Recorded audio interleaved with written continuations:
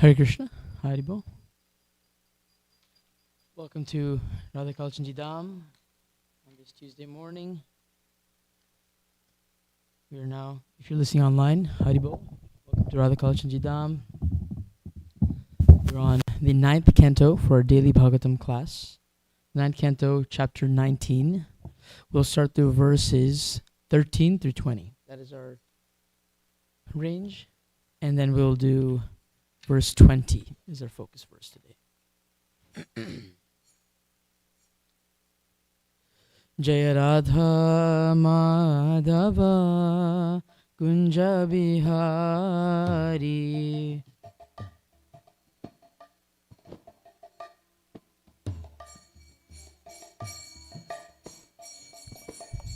Gopijana Vallabha Jaya Girivara Dhari Jaya Girivara Dhari Gopijana Vallabha Jaya Girivara Dhari Jaya Girivara Dhari Yashodhana Dana Brajajana Ranjana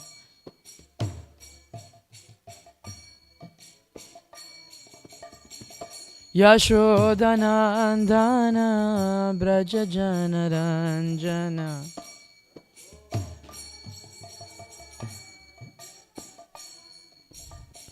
Yamuna Tira Vana Chari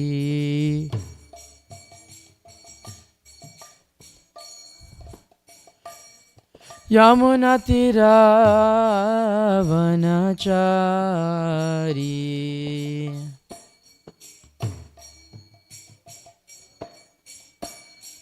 Jaya Radha Madhava Kunja Bihari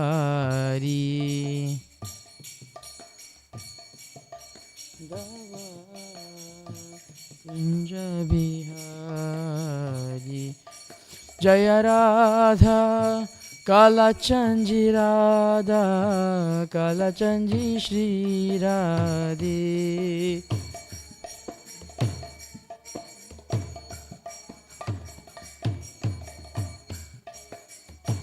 Jaya Radha Govinda Radha Govinda Shri Radhe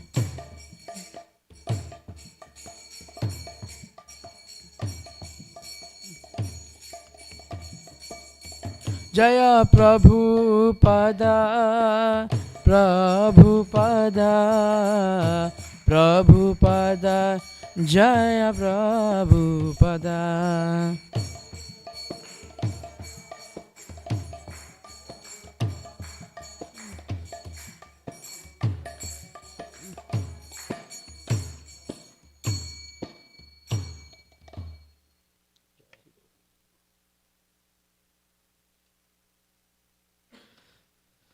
Haribo. Okay. We'll start with offering our prayers to Bhagavatam. Before that, we'll offer prayers to Vyasadeva, Saraswati Devi, and all our predecessors. Narayanam namaskrityam naram cheva narottamam devim saraswatim vyasam tato jayamadhirayet nashta prayeshu bhadreshu nityam bhagavata sevaya bhagavati uttama shloke bhaktir bhavati naishtuki Om Namo Bhagavate Vasudevaya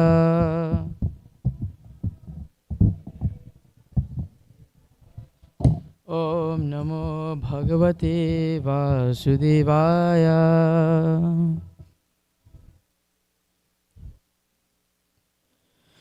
Om Namo Bhagavate Vasudevaya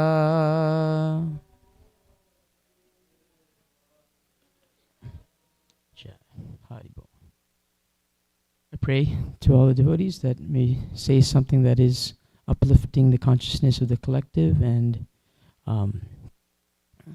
it is in line with our acharyas. So today we are on Canto 9, Chapter 19, verses 13 through 20. Canto 9, Chapter 19, verses 13 through 20. And our focus verse will be 20. So for some context before we begin reading, we are on the story of King Yayati, who is a king, and the story actually begins even earlier with his wife and another girl, and they get into a little bit of a conflict, and Devyani, who is the wife of King Yati, this girl named Sharmishta, they have a conversation, they have a challenge, and long story short, Devyani, being the daughter of Shukracharya, who is the guru of the demons, eventually, out of the fear of his curse, Devyani convinces that she wants to marry, obviously, King Yayati, and she convinces Shukracharya to bring Sharmishta as a maidservant because she wants revenge on their previous conflict. And so King Yati brings, so the king, who is Sharmishta's father, he agrees, and so eventually King Yati and Devyani get married, and Sharmishta becomes the maidservant, and many things happen in due course, but eventually Shukracharya is against, he warns King Yati that make sure you don't have any children with Sharmishta, and as the story goes, he eventually does, and Shukracharya gets upset, and he curses King Yayati, and King Yati eventually, he has to beg his children in the exchange for his youthhood, because the curse was that if you'll lose your youth, and you'll become an old man now, and you'll become infertile. And so he goes back and he says, if you can trade your youth with one of your sons, youth and age and fertility, then you can get out of this curse. And so for his own selfish, lusty desire, he asks his sons, and eventually most of his sons say no for various reasons, but finally his youngest son with Sharmishta, named, I believe it was Puru? Was it Puru? I don't know. One of the sons agreed to doing this trade of youth. And so then King Yati enjoys this material world, enjoys Grihastha life for thousands of, well, I guess you can call it Grihastha, maybe Grihamedi. He enjoys that for 1,000 years. And finally, now we're getting to this chapter, or this particular chapter, where chapter 19, where King Yati, after 1,000 years of enjoyment of the material world, with lusty relationships and all kinds of material endeavors, he is now disgusted with himself. He is realizing that this material world actually has no happiness to offer, and it's like inevitable that at some point you become frustrated, but the hope is that you keep getting more and more, and then one day you'll be happy. But through his 1,000 years of endeavors, he has come to the conclusion that actually there's no hope in that, getting the chewed after the chewed. So now in this particular chapter, he's sharing this realization with his wife Devyani through the means of a story that he has created. It's of a he-goat, and the he-goat is him, and the she-goat is her, and he describes the story and how, I saved you, and we met, and then the she-goat and the he-goat, they met together, and eventually they came to so many things happened, and they got married, and then the she-goat had to get mercy of a brahmana to get back his youth because he got cursed, and etc., etc. Same story of Yayati. And eventually he explains that actually in this story, I'm the he-goat, you're the she-goat, and we've been going in circles in terms of life. So finally, chapter 13. We can have somebody read the translation. Text 13. A person who is lusty cannot satisfy his mind, even if he has enough of everything in this world, including rice, barley, and other food grains, gold, animals, and women. Nothing can satisfy him. I think that was first. I'll just make some key points as we go, because I don't think we're going through the purports. But I thought that was really interesting. It's very, very upfront. Like person who is lusty and has an uncontrolled mind, cannot be happy even if they get all the rice, barley, food grains, all kinds of foods to satisfy the belly, quote unquote. Gold, wealth, any kind of wealth, animals, women, the opposite sex. Nothing can satisfy him. And Prabhupada in this purport is mentioning that in this material world, the goal for every materialist, so which is everybody who's doing fruitive activity, meaning working for some goal, money, fame, glory, their main principle that they follow is that to improve their economic condition. And you can actually just look at the world around us, and it's very clear if you doing a bit of an analysis, if you ask why people do what they do, it's usually, why do I want to send my kid to a wonderful college? Why do I want to get a really good promotion? Why do I want to buy a nicer house? It's always to improve the economic condition. And so it's rooted in the goal for happiness, but their methodology is that if I get more material things, that will satisfy that qualm that's in the heart. So, and Prabhupada is very specifically saying that the reality is that nothing in this material world can satisfy the soul, as mentioned in the verse, and that these lusty desires, or he calls it heart disease, can only be given up through Krishna consciousness. So nothing else. Please, next one. As supplying butter to a fire does not diminish the fire, but instead increases it more and more, the endeavor to stop lusty desires by continual enjoyment can never be successful. In fact, one must voluntarily cease from material desires. Yeah. The key points on this was, does anybody know where else Krishna or somebody in our scriptures uses this analogy of the fire? Lust being like fire. Third chapter, yes. 3.39 specifically, where Krishna is describing this tendency, this lust to be like fire. It's never ending. And everybody that is in the material world, their hope is that the peace or the dissatisfaction I feel at this current moment can be satisfied by if I just fulfill that desire. If I continue fulfilling it, I want a nice house, I got the house. Then it'll be the end of my desires. But then once you get it, you're like, okay, what's next? And then, okay, once you become a millionaire, now I want to be a billionaire. So this fulfilling of the desires is like putting butter in a fire. And with never ending, with no success, because when has fire ever gone out? By putting butter in it, right? That's why if you look at our fire crew, firefighters, they don't use butter they use water. And so clearly there's something needs to be done. And the other point I thought that was really interesting in this purport that Prabhupada mentioned was that the person must voluntarily give up material desires through sacrifice, austerity, which is called yagya, tapa, because by fulfilling it, it will never go away. So at some point, you have to come to the conclusion that it's actually by some kind of renunciation of fulfilling these desires again. And Prabhupada keeps mentioning sense gratification, controlling sense gratification. By voluntarily giving up these material desires is how we can actually begin to appreciate what is really good for us. Next translation. When a man is non-envious and does not desire ill fortune for anyone, he is equipoised. For such a person, all directions appear happy. Wow. So I have a question in this one. So I feel like envy is brought up pretty often in whether it's in Bhagavad Gita or Bhagavatam. Why is envy such an inhibitor in our being happy? Why envy specifically? What is the deal with that is making it so difficult for us to become spiritual? That's what it's saying. That's what Krishna says in many of the chapters, the 6 gates of hell. Anybody have an idea? Sorry, Prabhu. Can you speak in the mic? No, what's the question?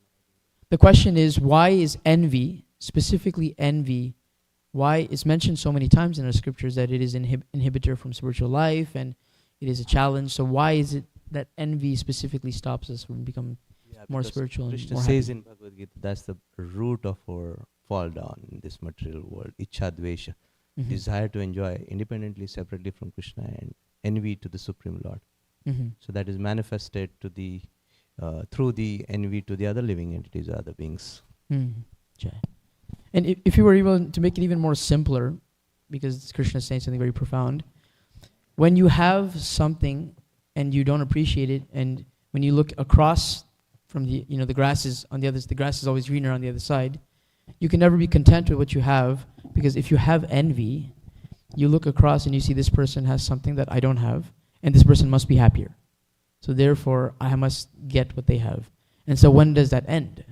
I mean, there's always going to be, in the material sense, somebody will have something more than you have, whether it's beauty, fame, money. I mean, besides Krishna, who has all these qualities in full, everybody has varying amounts of these opulences, money, fame, wealth.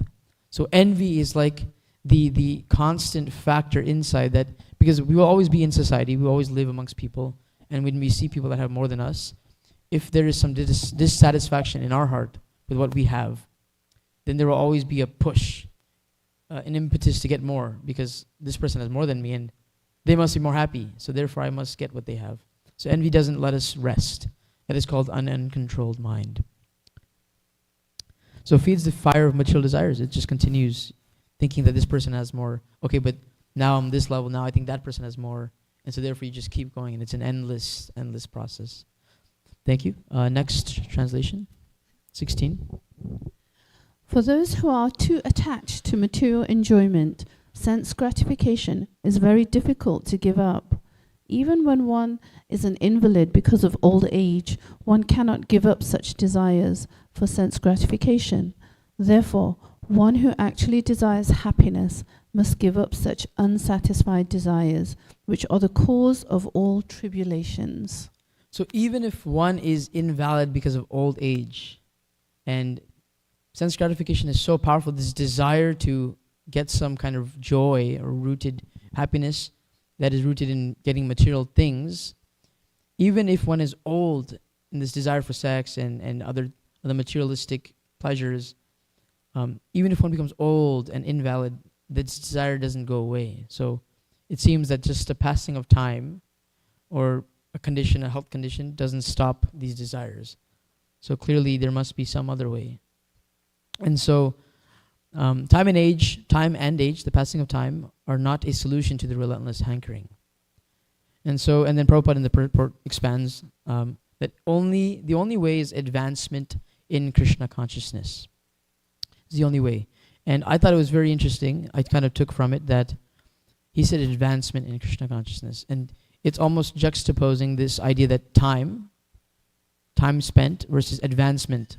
So in Krishna consciousness, oftentimes we coincide or we correlate a lot of time spent being Krishna conscious versus advancing in Krishna consciousness to be the same thing. One can spend a lot of time being a part of an organization, a movement, but if they've not made the attempt to advance in Krishna consciousness, they're not actually finding the solution or tapping into what Krishna is really trying to offer. So there is this tends to happen in where seniority or many years spent being part of a tradition, ISKCON or any tradition. It is not enough just being part of a society. You actually have to take the endeavor to advance.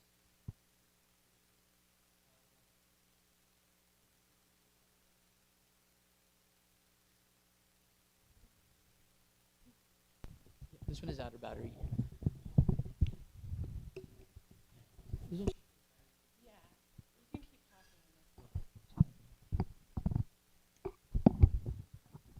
So just bringing up this idea that even if we spend a lot of time being part of a community or an organization like ISKCON, that doesn't necessarily mean you have advanced in Krishna consciousness. It is not enough. You actually have to follow the process that is being laid out by Prabhupada and Acharyas and Krishna in the Gita and Sukadeva Goswami in the Bhagavatam. And through that, you can advance into Krishna consciousness. And we can actually discuss more what does it mean to advance. But yeah. I can read the next one, so until we get the mic. This is verse 17. One should not allow oneself to sit on the same seat, even with one's own mother, sister, or daughter. For the senses are so strong that even though one is very advanced in knowledge, he may be attracted by sex. And so for me, what I took from this that I thought was interesting was in this one. So if you notice, we're going through all these verses, and the premise is that lust is uncontrollable, and it is, as a jiva, you're trying to find some kind of peace and happiness. And what is our usual method of finding solutions? So first we tried, hey, what if we just fulfill the desire? The desire is there. What if I keep fulfilling it? Maybe that'll stop it. And Yayati and Prabhupada are clearly saying, no, that's not going to work because it's like fire. And then we move forward and we talk about envy, how envy is a big factor, that if I have something, but I'll always see someone else's objects and material wealth, and I'll want to hanker more. And then we go, and he say, even, what if I just let it sit? What if I just time pass by? I'm right now young, and I have motor passion a lot, and maybe that'll stop me, because when you get less hot-blooded when you're young, maybe the desires will go down. But Krishna's saying, or Yayati is saying that, no, even time and age will not stop. If you just let time go by or get older, that is not sufficient to stop lust or this desire for hankering for material desires in the uncontrolled mind. And then finally, we're at this one, verse 17, where it's saying that even if we advance in knowledge, if we have a lot of knowledge, even that is not going to stop our challenge of material desires. So Krishna is basically X'd out all the things we might think of, if I just renounced, or if I just had more knowledge, or if I just fulfill the desires, then it'll go down, or if I let it sit. So these are all our solutions, and King Yayati one by one is crossing them out. Yes, please, verse 18. I have spent a full 1,000 years enjoying sense gratification, yet my desire to enjoy such pleasure increases daily. Okay. We might ask King Yayati, what makes you the authority? And he says, I've spent 1,000 years in this process of enjoying sense gratification, yet my desire to enjoy such pleasures increases daily. I've been doing this for 1,000 years. You cannot replace experience. And we might question theoretically, but he's actually gone through the process, and he's saying that there's no joy. So if you're smart, you will just hear me. If not, then you will try it, and you'll come to the same conclusion, hopefully. Haribol. Verse 19. Therefore, I shall now give up all these desires and meditate upon the Supreme Personality of Godhead, free from the dualities of mental concoction and free from false prestige. I shall wander in the forest with the animals. So now King Yati, coming at the end of his life, is coming to the conclusion that now I should give all these up and meditate upon the Supreme Lord, free from dualities and free from false prestige. I shall wander in the forest. And Prabhupada makes the points that the only way to give up lusty desires is by going to the forest.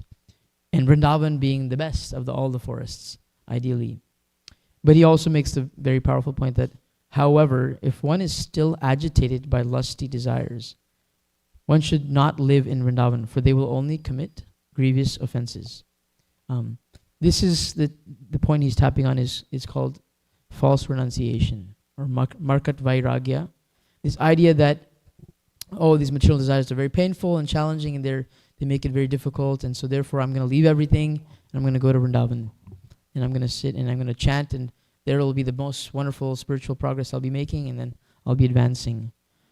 But actually, Prabhupada is saying that if you're still agitated by lusty desires, your solution is not that I will give everything up and I'll go somewhere where there is a spiritual environment and I'll just renounce all my actions.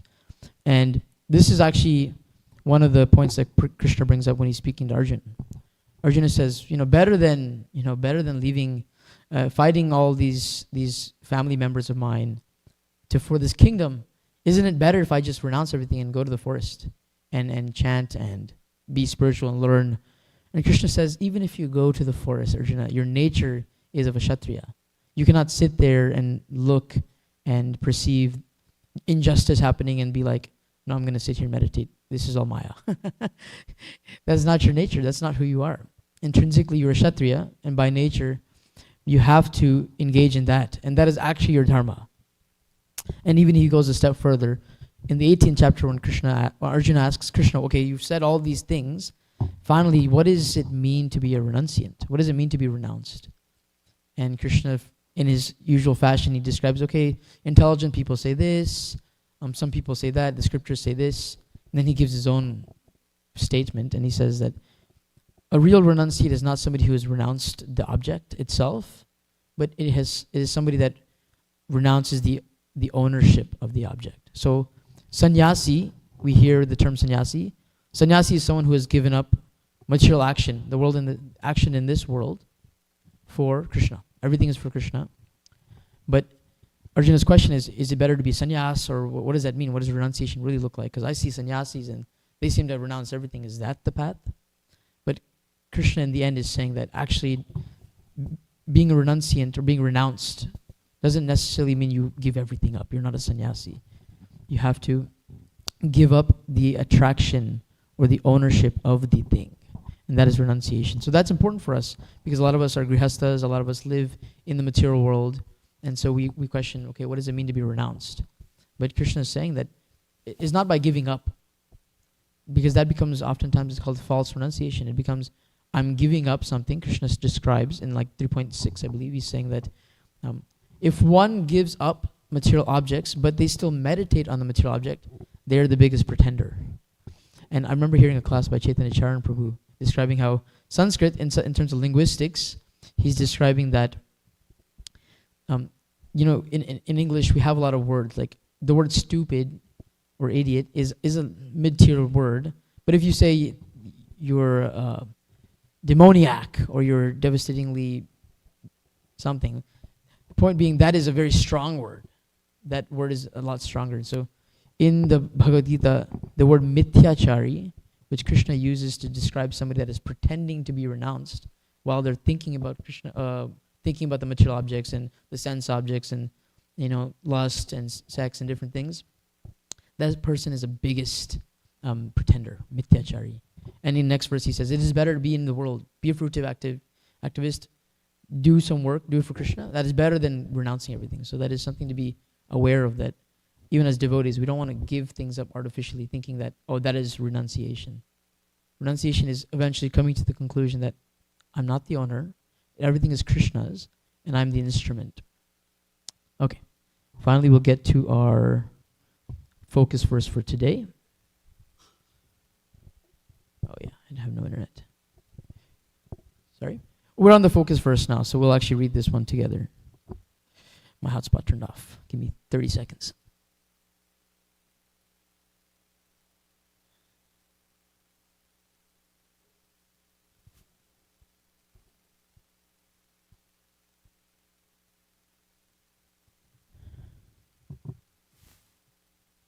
Okay.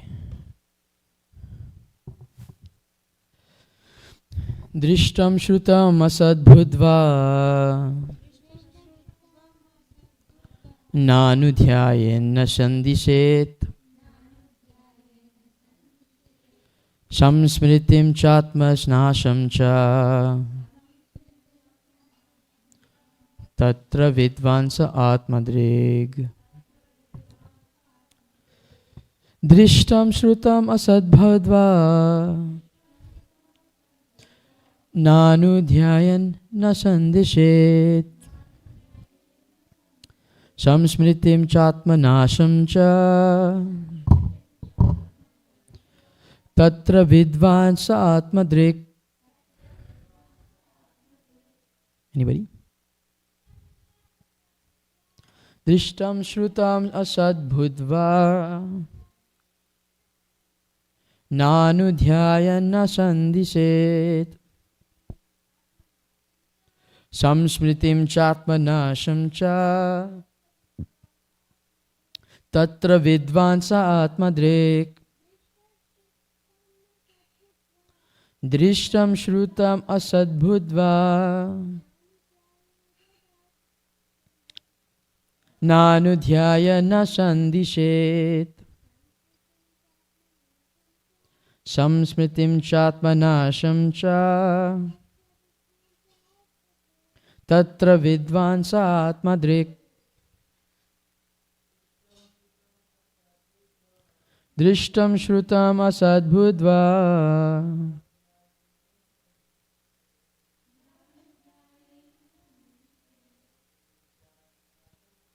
Samsmritim chatmanasham cha. Satra vidvansa atmadrik. Well, now we'll go to the word to word. We'll do it together. Drishtam, the material enjoyment we experience in our present life. Shrutam, material enjoyment as promised to the fruitive workers for future happiness, either in this life or the next, in the heavenly planets, and so on. Asat, all temporary and bad. Budva, knowing. Na, not. Anudhyayet, one should even think of. Na, nor. Sandhiset, should actually enjoy.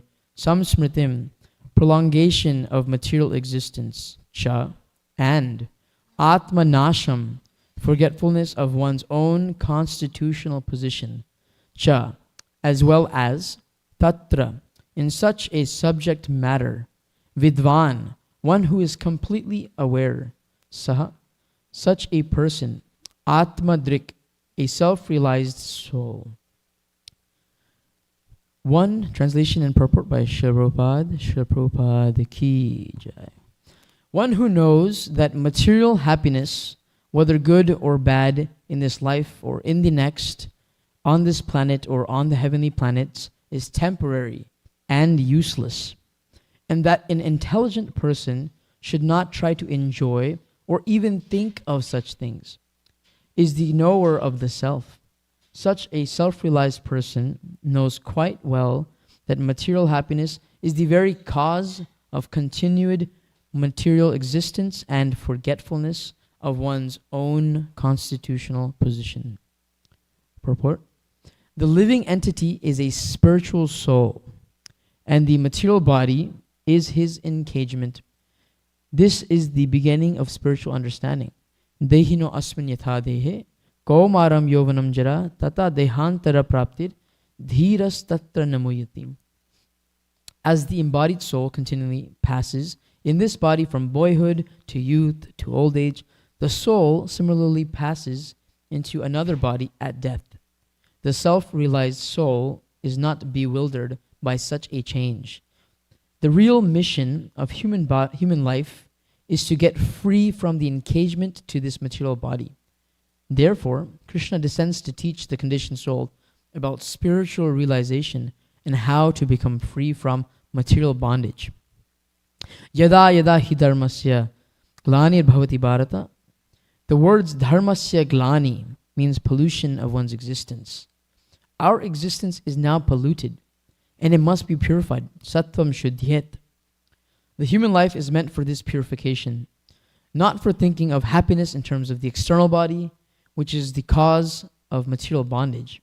Therefore, in this verse, Maharaj Yayati advises that whatever material happiness we see and whatever is promised for enjoyment is all merely flickering and temporary. Everything we see, all advertisements included. Abrahma bhuvanal loka punar avartino arjuna. Even if one is promoted to Brahma Loka, if one is not freed from material bondage, one must return to the planet Earth and continue in this miserable condition of material existence. Even if you go to Brahma Loka, the planet of Brahma, bhutva praliyate. One should always keep this understanding in mind so as not to be allured by any kind of sense enjoyment. In this life or in the next, one who is fully aware of this truth is self-realized, sa'at madrik. But aside from him, everyone who suffers in the cycle of birth and death, everyone suffers in the cycle of birth and death. Mrityu samsara vartmani. This understanding is one of true intelligence, and everything is contrary to this, but a cause of unhappiness. Everything contrary to this is but a cause of unhappiness. Krishna bhakta nishkama ateyaiva shanta. Only a Krishna conscious person who knows the aim and object of life is peaceful. All others, whether karmis, jnanis, or yogis, are restless and cannot enjoy real peace. Jai Shri Prabhupada ki. Jai. We'll read the translation one more time. One who knows that material happiness, whether good or bad, in this life or in the next, on this planet or in the heavenly planets, is temporary and useless, and that an intelligent person should not try to enjoy or even think of such things, is the knower of the self. Such a self-realized person knows quite well that material happiness is the very cause of continued material existence and forgetfulness of one's own constitutional position. Nama Om Vishnupadaya Krishna Preshtaya Bhutale Srimate Bhaktivedanta Swamin Iti Namine Namaste Saraswate Deve Gauravani Prajarine Nirvishesha Shunyavadi Paschati Deshatarine. So the trend that I noticed in these verses is that the foundational thing that King Yayati is telling us is that material desires are the root cause. This is what is causing our suffering, and the soul keeps looking for it in different ways. A person is looking for, how can I stop these desires, or how can I the pain it causes me by having uncontrolled desires, because either I fulfill it, or if I don't, then it just causes much pain. Prabhupada uses the word heart disease. It is a disease on our heart. And King Yayati, through his 1,000 years of experience of having unlimited sense pleasure with his wives, with his kingdom and children, and having all the wealth in the world, he's coming to the conclusion that this material world doesn't have it. It is not by if I continue to fulfill it again and again, finally it took him 1,000 years. This isn't Treta Yuga. I had to search up what yuga this was, and it was actually Treta Yuga. So second yuga. He's coming to the conclusion that after thousands of years of ruling and having all kinds of joy, his story started out a little watery, like he had some challenges through and with his father-in-law Shukracharya, and then eventually things settled down, and now he became a king that has wealth, prosperity, good children, good wife. And so now he's settled. Now he has achieved the American dream that we are promised. He's received it. And now, after 1,000 years of enjoying this American dream again and again and again, now he's like, I have everything. I have everything that you think that the material world tells you, that if you just had wealth, you might have a house, but you don't have enough wealth. Or you might have a lot of wealth, you just don't have a good family. Like, he has everything that we would call the ending of our suffering. And he's realizing after 1,000 years that actually in this material world the desires are endless. It is not that by fulfilling it or by getting older or letting time by or renouncing or getting more knowledge that it is that we will lose it. So my question is, why are our material desires so persistent? Is there something wrong with us? Why are these material desires so difficult to get rid of? This is the whole 7 verses we read, or 8 verses, and that is what King Yati is saying, that there's no stopping these material desires. They just keep repopulating every time I fulfill them. So why are they so persistent? Is there something wrong with us? Anybody want to share? Not Gokulananda Prabhu. He has all the answers. Yes, please. You have the mic. Please speak in the mic. Please, so people can hear. Like in the 17th chapter of Bhagavad Gita, it talks about the inverted tree, which the root cause is the desire. Everything starts with the desire. In this material world, everything is linked with the desire. The root cause is the desire, and in the 17th chapter, Krishna is describing the up.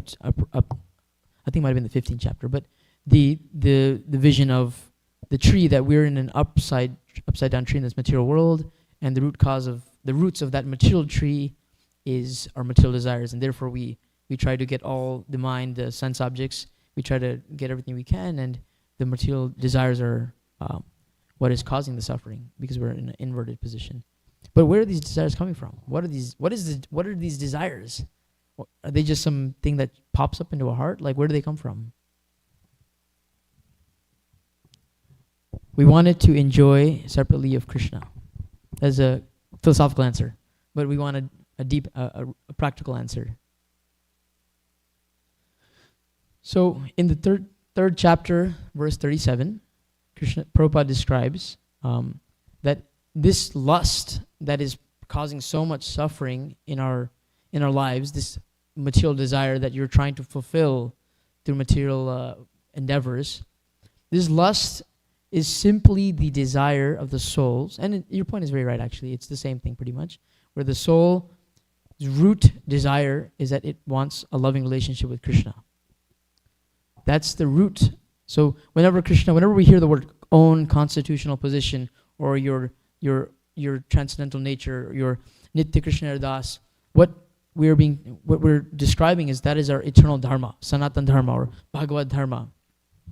That is that the soul wants to serve and love Krishna. That is its eternal desire, and that's what it finds joy in. The difference now is that this lust is a perverted for. So if you wanted to open, you can go to chapter 337 of Bhagavad Gita. In the purport, Prabhupada is describing that lust is the perverted version or reflection of the soul's eternal desire to have a loving relationship with Krishna. The soul's eternal desire is to be a loving servant, and this shows up in the form of material desires. So what we have to really understand is why we keep being reminded that you're not this body, you're the soul, your eternal nature is to serve Krishna. We might hear it so many times that sometimes it's like it becomes mechanical, like, oh yeah, we're not this body, our servant, we have to love Krishna. But it's very important to understand that every living entity, every living person has a dharma. And that dharma just means, you can say it's your nature, it's your position, it's your position. But in the end, it's really what it's telling us is that what is the way which, if you can live with the purpose that is your nature, then you can be happy. In its root, right? Krishna's position is he's the enjoyer. But this Krishna's, if there was nobody to serve him, would there be enjoyment? No. And and it's hard to understand because in the material frame of reference, to be a servant is bad. Because we're trying to be Krishna, right? That was the point. We're envious of Krishna. And so we're trying to reach that position of Krishna. But it's like, if you asked like somebody who has if we're talking about Varnas, or if somebody has a nature of just, they're satisfied with what they get, they're not so ambitious and they don't want to strive so hard for money and run businesses and operations. And then you ask that person, hey, for the rest of your life, the only way you'll be happy is if you run a business empire. And you will have many businesses under you and you'll earn millions of dollars. That's the only way which you can be happy. Will that person be happy? They're by nature, it causes them a lot of stress to manage people, and this is a lot of pain. They would just be satisfied just doing some work, and that in that work they find fulfillment. So we are trying to impose a reality on somebody that doesn't want that. So that is this position of the soul. Is that the happiness of the soul can only come if it serves Krishna. Because only Krishna is the full enjoyer, and through serving Krishna can you fulfill that desire of the spirit. A material thing cannot fulfill the desire of the spirit. The soul is a spirit soul.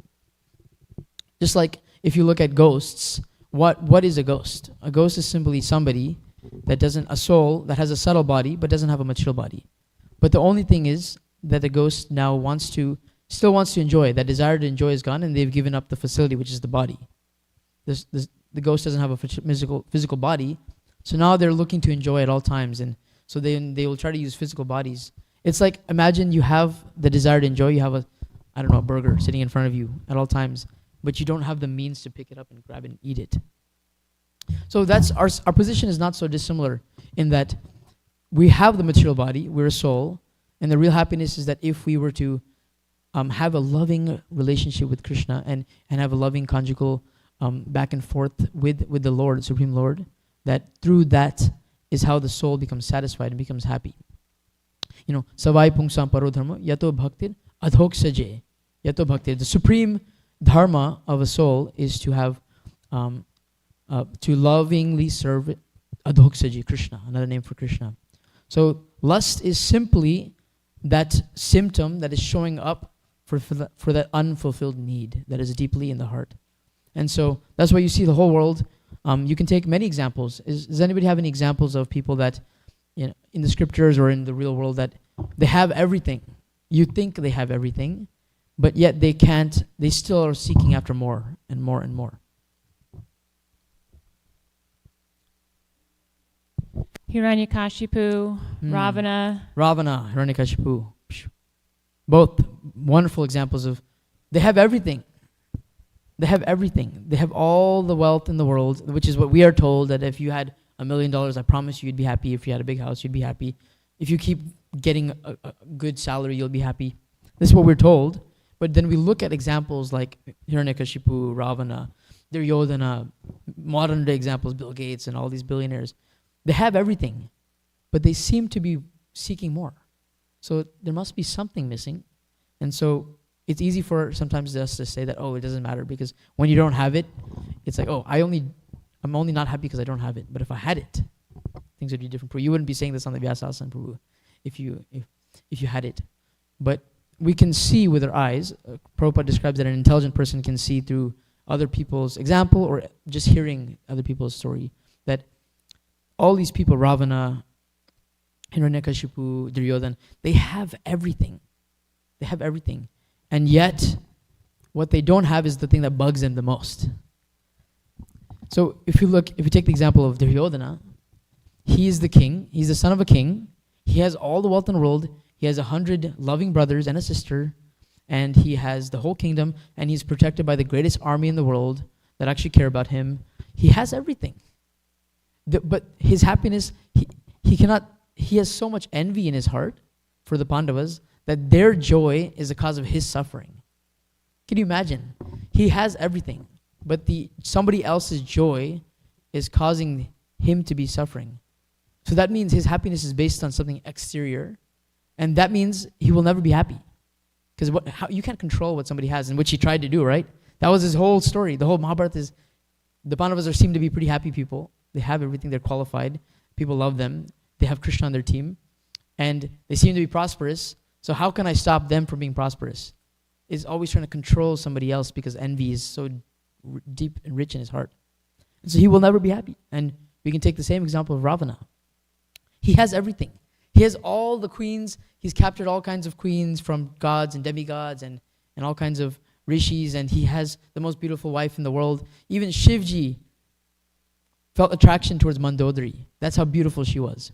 And so he has everything, all the wealth in the world. He's the king of the demons. He's conquered the world. 3 worlds he owns.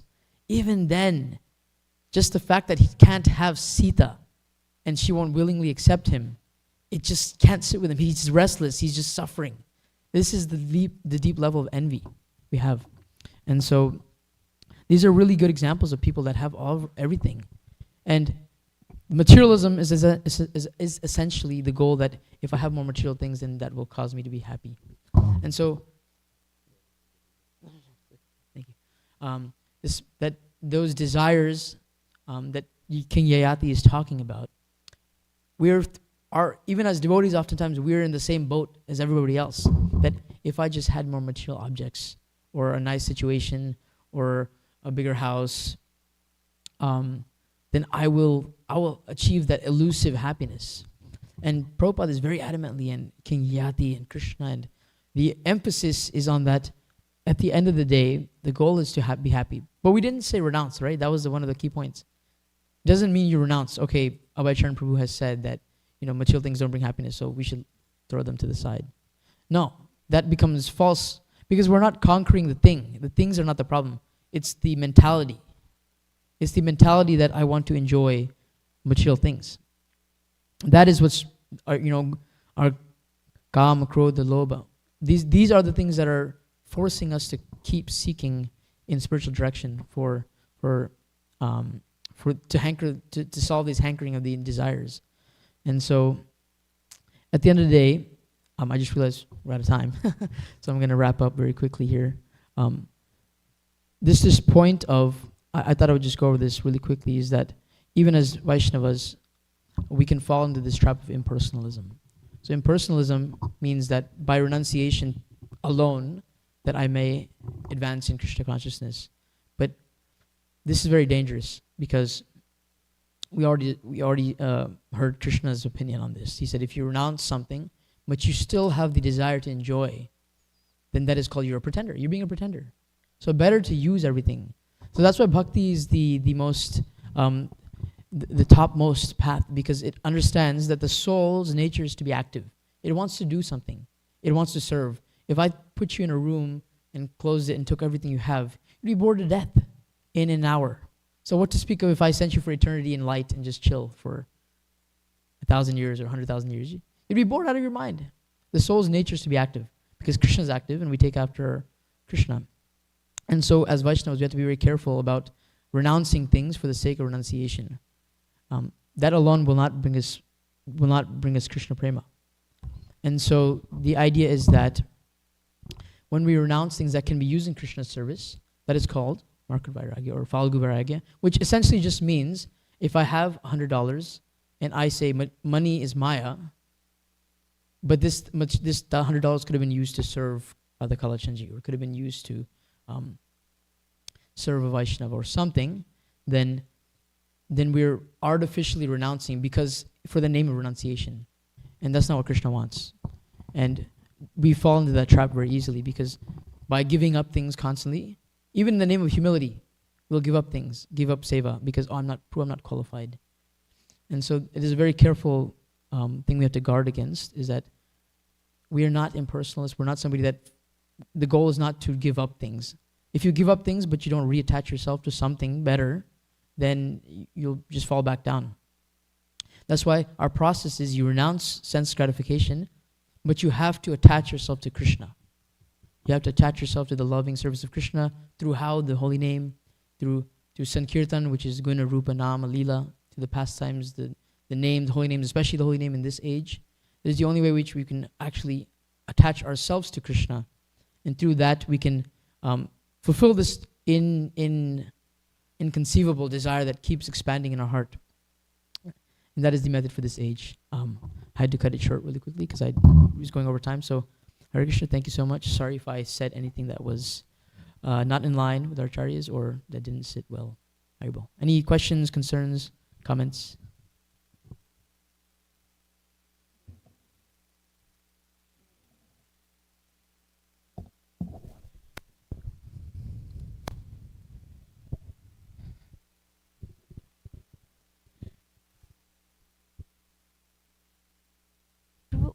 While we were talking about renunciation and still having desires, it is pretending.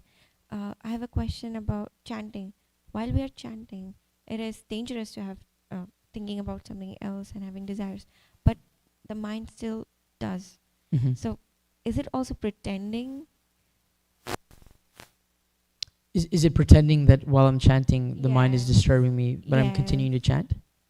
So the mind, the nature of the mind, it is going to wander. That is just a truth. I mean, you can just take an example. If I focus on my phone for 3 seconds, then my mind's already somewhere else. It's going to think of what I need to do today. It's going to be restless. And especially in this age, in this Kali Yuga, and especially in the society that we're growing up in, we have no idea actually how to train the mind. I mean, at any point did anybody's elementary school or middle school talk about controlling the mind? Was that even a conversation that anybody ever had? No, right? We have no idea how to control the mind. Yet it is the cause of our inability to focus, right? So in japa, we're trying to focus on the holy name, but the mind is running. It's actually the opposite. It's not that you're being a pretender. This is your battlefield that you're facing with the mind at this point in time. Because when you're working out, right? When you work out, it's not easy, right? If somebody's worked out or ran before, when you start working out, it's very difficult, right? Your body's tired. You can't lift. Your body's sore and you're aching and you can't lift so much. And so the mind, we have left it to be uncontrolled, especially in this modern day. You know, you see an advertisement, material desires. It's very uncontrolled. There's no question of, oh, I shouldn't get this because this is not conducive for my life. Like, why does everybody buy a big home? They get a big mortgage and they pay for it for the rest of their life, but they have a nice home. But it's uncontrolled desire, right? It's I want to have a desire. Now, a Vaishnava is different. They might use it for Krishna service to host programs and host devotees. So that's a good thing. But they're repurposing it. So back to our question of when we're chanting, it's not that we're a pretender. This is our time to control the mind. We're building that practice of controlling the mind. And that can only happen See, when you're chanting, the only thing you're doing at that point in time is you're saying the holy name again and again. During our normal day, the mind is uncontrolled. You don't even know what you're doing. You're working on this. You have to do this. The kids have to go to school. You have to pick them up. Something is happening constantly. But when you're chanting, hopefully in the morning, is when you're doing one single activity. How many times do we find ourselves in our day doing one thing for a prolonged period? Very rare. How long? I mean, if you read for maybe an hour, that's a prolonged period. If you chant for an hour consistently, but most of it's like, okay, this task, and then you do this task, and then you do this task, and then you watch this, and you watch next episode, and you watch the next show, and then you watch this. It's constant movement. The mind is enjoying it so much because he doesn't want to sit still. And so when we're chanting, that is when the time is, you're actually aware of this.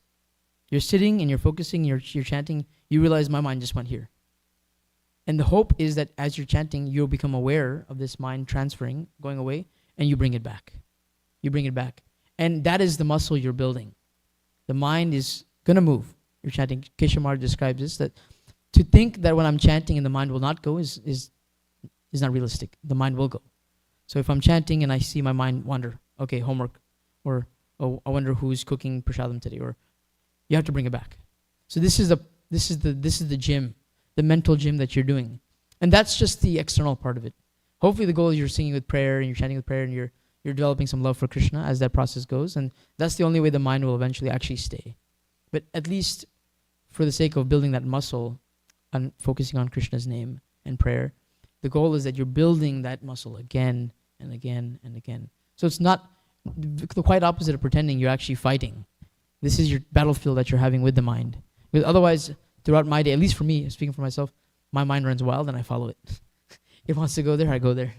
It sees this, it goes there. Thank you for the wonderful class.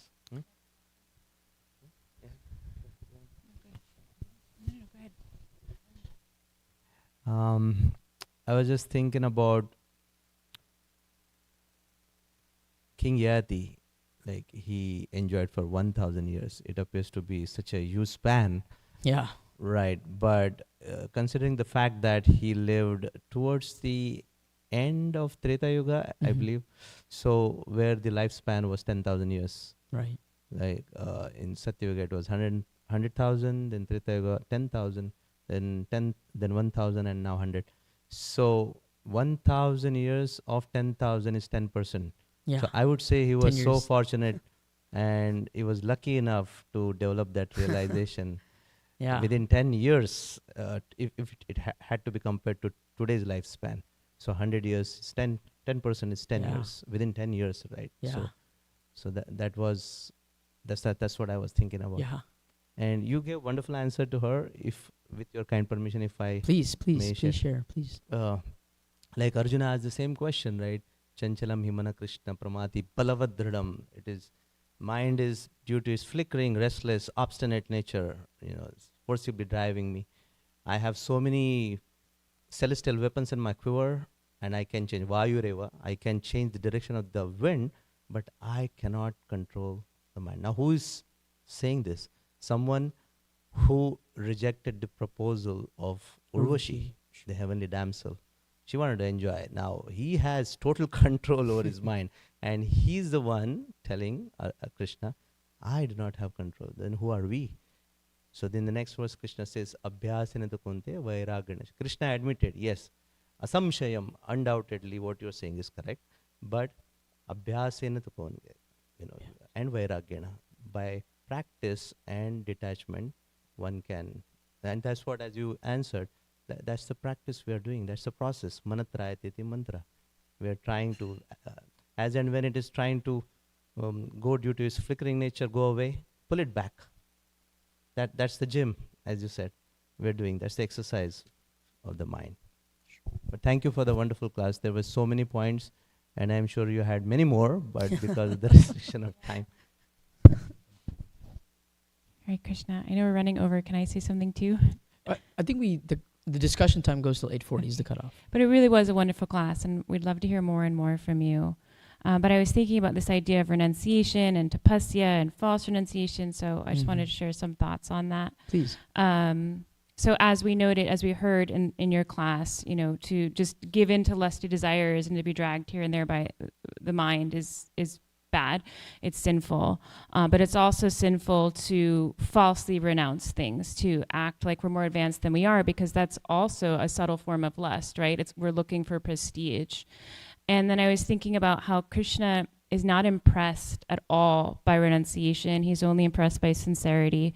So I was thinking of that pastime from, I believe it's the Madhya Lila in Chaitanya Charitamrita, where there's this Brahmin he lives a very austere life. He doesn't eat cooked foods. He only drinks milk. And it says he's never committed any sin. And he's heard about these kirtans, so he goes to Srivas and asks to be let in. And Srivas says, okay, I'll tell you where the kirtan is tonight. You can come. And the Brahmin hides. What's his name? Shuklambar Brahmachari. So anyway, so the kirtan starts, and but Mahaprabhu, he doesn't find any ecstasy, and he says, there's someone here that's not supposed to be here. And Srivas reveals, well, I did invite this one Brahmin, but he's never sinned in his life, and he's so renounced. He only drinks milk. Right? And Mahaprabhu was so angry, and he says these really strong verses, but he calls him a non-devotee. And he says, no one can attain me simply by drinking milk. And he says, even if you're born in a Chandala family, if you're degraded, but you take shelter of me, then you're my devotees. And I just wanted to read this one text that he says, tell me, what kind of austerities did Gajendra, the monkeys, and the cowherds perform to attain me? Even the demons perform austerities, but what is the result? Unless they take shelter of me, they cannot be delivered. So hopefully we follow the 4 regulative principles, we put that tapasya in us, but it's really the sincerity that will endear us to Krishna, and then we'll develop that higher taste to become more and more renounced. But just to renounce so that we can be the most austere Brahmin in Navadvip is not helping us or bringing us closer to Krishna. Yeah. Oh, by the way, I said wrong. I didn't know what you were going to narrate further. So it's a milk drinking brahmachari, different than Shuklambar brahmachari. Yeah, even if we look at our initiation vows, there's 4 do nots. Right? Do not do this, do not illicit sex, gambling, meat eating, intoxication. Those are the do nots. But there's only one do. You could have said, read minimum 1 page of my books every day is one of your vows. He's only giving us one do, which is 60 rounds minimum. Minimum rounds of 16. So that is our, the holy name is the only way we can, I would say, this is me speculating a little bit, but the first 4, if we just follow those 4, then it's impersonalism. But if we do that, the last do, with sincerity, with prayer, with affection, with attention, then we can finally not only do renunciation, but we actually build love for Krishna. And so that is thank you for sharing. That was beautiful. Hare Krishna. Haribol. We'll wrap it up and we'll have everybody's favorite part, Prashadam, by Gopal Prabhu. Jai.